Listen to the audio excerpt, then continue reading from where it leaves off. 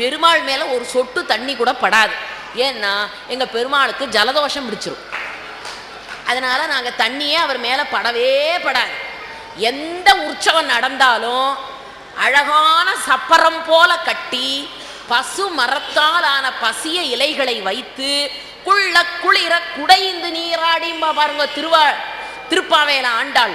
அது மாதிரி எங்க பெருமாள் அந்த சப்பரத்தில் வைத்துதான் கொண்டு போவோம்.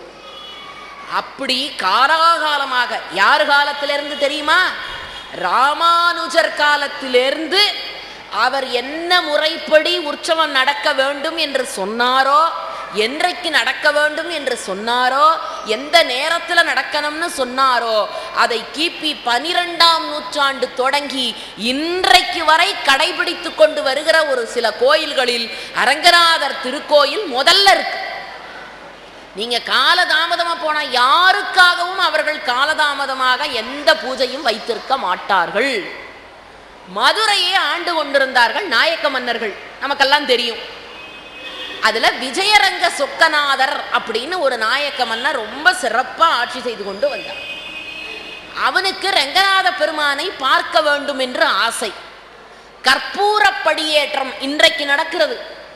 அவசியம் நீங்கள் போய் பார்க்க வேண்டிய ஒரு அற்புத திருநாள். வைகுண்ட ஏகாதசிக்கு முதல் ஏகாதசிக்கு பேரு கைசிக ஏகாதசின்னு பேர். இந்த நாள்ல தான் கற்பூர படியேற்றம்னு ஒண்ணு நடக்கும். என்ன தெரியுமா?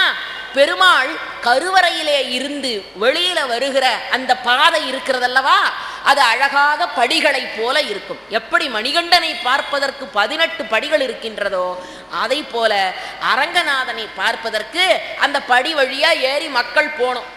இன்றைக்கு ஒரு நாள் மட்டுமே அந்த கட்டையிலே தாங்காமல் பெருமாளை கையிலே தாங்கிக் கொண்டு ஒவ்வொரு படியாக நிறுத்தி நிறுத்தி ஒவ்வொரு பாசுரத்தை சொல்லி கற்பூர ஹாரத்தி காட்டி அந்த 12 படிகளையும் வருடத்திற்கு ஒரு முறைதான் அந்த கற்பூர படியேற்ற சேவை என்பது நடக்கும்.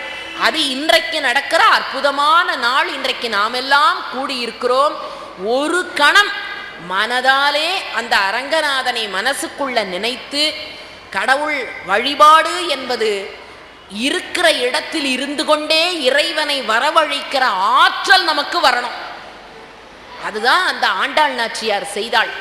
எல்லா ஆழ்வார்களும் மண்ணிலே நின்று கொண்டு எம்பெருமானை பார்த்து என்னை அழைத்து கொள்ள மாட்டாயா அப்படின்னு வேண்டுனாங்க.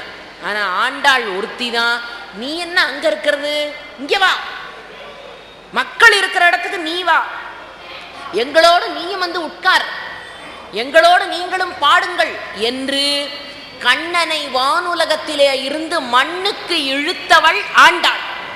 அதனாலதான் சூடி கொடுத்தாள், பாவை படித்தாள், சுடராக என்னாலும் தமிழ்வானில் ஜொலித்தாள், கோதை ஆண்டாள், தமிழை ஆண்டாள். நாமளும் ஆண்டாளுங்கிற வார்த்தையை எத்தனை தடவை பயன்படுத்தியிருக்கோம். ஆனா என்னைக்காவது இப்படி பிரிச்சு பார்த்தோமா? அது கண்ணதாசனுக்கு மட்டும்தான் அந்த எண்ணம் வந்தது. கோதை ஆண்டாள், தமிழை ஆண்டாள், கோபாலன் இல்லாமல் கல்யாணம் வேண்டாள்.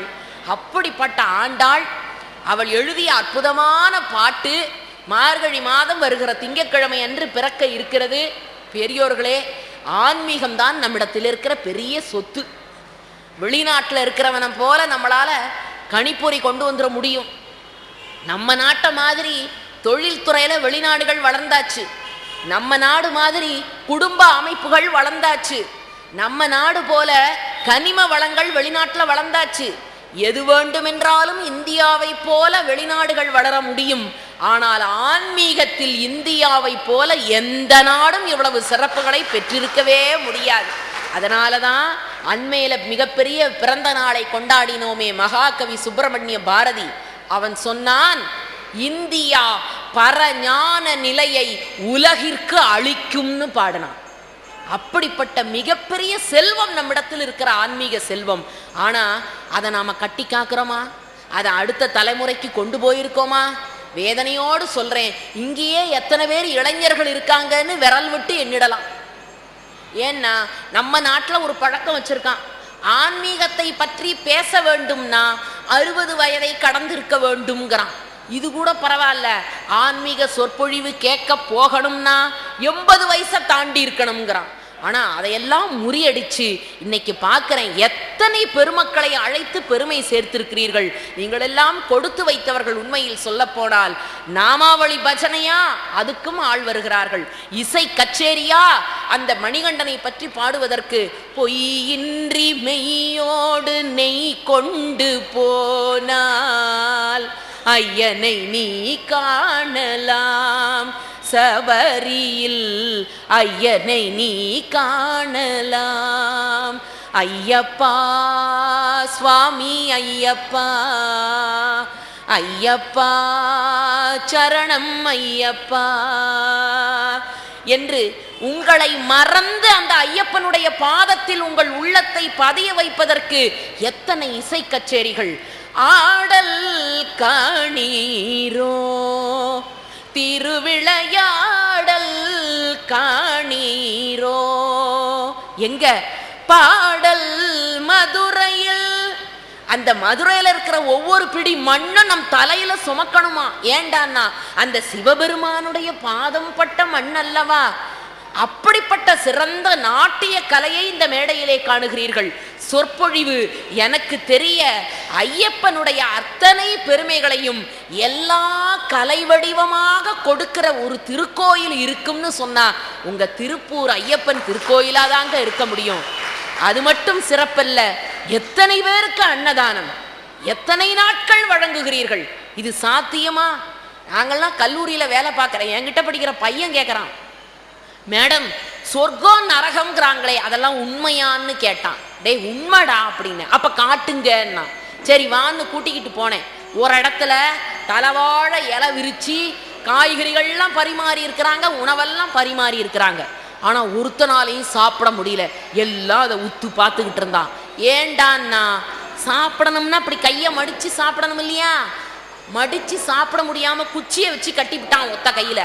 சில பேர் பசினா இடது கையால கூட எடுத்து சாப்பிட்டுருவான், பார்த்துருக்கீங்களா? அதனால இடது கையிலையும் ஒரு குச்சியை வச்சு கட்டிட்டான். இன்னும் சில பேர் பசி வந்தா 10 பறந்து போகும்னு படுத்து கூட நக்கி சாப்பிட்டுருவான்னு முதுகுலையும் ஒரு குச்சியை வச்சு கட்டிட்டான். நல்லா கவனிச்சு பாருங்க, இலை நிறைய உணவு, வயிற்றுல பசி, ஆனா மடக்கி சாப்பிட முடியாது. இந்த கையும் குச்சி, இந்த கையிலையும் குச்சி, முதுகுலையும் குச்சி, இப்படியே உட்கார்ந்து இருக்கிறான் எல்லாரும். ஆசிரியர் சொன்னார், இதுதான்டா நரகம்ங்கிறது. எல்லாம் இருந்து எதையும் அனுபவிக்க முடியாம இருக்கு பத்தியா, இதாண்டா நரகம்னார். பையன் கேட்டான், அப்ப சொர்க்கம்னா என்ன சார்? வாடான்னு கூட்டிக்கிட்டு போனார். அங்க போய் பார்த்தா இதே மாதிரி இலை, தலவாழ இலை, 16 வகைப்பட்ட காய்கறி உணவு, அதே மாதிரி வலது கையிலையும் குச்சி வச்சு கட்டி இருக்கிறான், இடது கையிலையும் குச்சி வச்சு கட்டி இருக்கிறான், முதுகுலையும் குச்சி வச்சு கட்டி இருக்கிறான். ஆனா அத்தனை பேரும் சாப்பிட்டு ஏப்ப விடுறான். ஒருத்தன் சொல்றான் பாயசம் ஒன்ஸ் மோர் அப்படின்னா. பையனுக்கு புரியல. எப்படி சார் இங்க இருக்கிறவங்களாம் மட்டும் சாப்பிட்றான், அதே மாதிரி தானே குச்சி கட்டி இருக்குதுன்னா. ஆசிரியர் சொன்னார், கவனமா பாரு, என் இலையில இருக்கிற உணவை நான் கையை மடிச்சு சாப்பிட முடியாது, ஆனா என் இலையில இருக்கிற உணவை எனக்கு எதிரில் இருக்கிறவனுக்கு நான் ஊட்டலாம், அவன் இலையில இருக்கிற உணவு எடுத்து எனக்கு ஊட்டலாம். எங்கே உணவை மற்றவர்களுக்கு பகிர்ந்து கொடுக்கிறோமோ அந்த இடம்தான் சொர்க்கம். எங்கே எனக்கு மட்டும்னு எடுத்து சாப்பிடுறோமோ அதுதான்டா நரகம்னா. திருப்பூரை சொர்க்க பூமியாக மாற்றி இருக்கிறது உங்கள் திருக்கோயில். வருகிறவர்களுக்கெல்லாம் வாரி வாரி கொடுக்கிற அந்த அன்னம் இருக்கிறதே, அந்த அன்ன பூரணி அத்தனை வளத்தையும் உங்களுக்கு தருகிற அற்புதமான இந்த திருக்கோயில்ல ஒவ்வொரு நாளும் ஒவ்வொருவரை பற்றி பேசுவதற்கு இன்றைக்கு எனக்கு கிடைத்திருக்கிறது அந்த திருமாலினுடைய அருளை பாடுவதற்கும் பேசுவதற்கும் புகழ்வதற்கும். புல்லாங்குழல் கொடுத்த மூங்கில்களே, எங்கள் புருஷோத்தமன் புகழ் பாடுங்களேன். வண்டாடும் கங்கை மலர் தோட்டங்களே, எங்கள் மதுசூதனன் புகழ் பாடுங்களேன். புல்லாங்குழல் கொடுத்த மூங்கில்களே, எங்கள் புருஷோத்தமன் புகழ் பாடுங்களேன். கண்ணனுடைய கையில் இருக்கிற புல்லாங்குழல் இருக்கே, அது எவ்வளவு உயர்ந்தது தெரியுமா?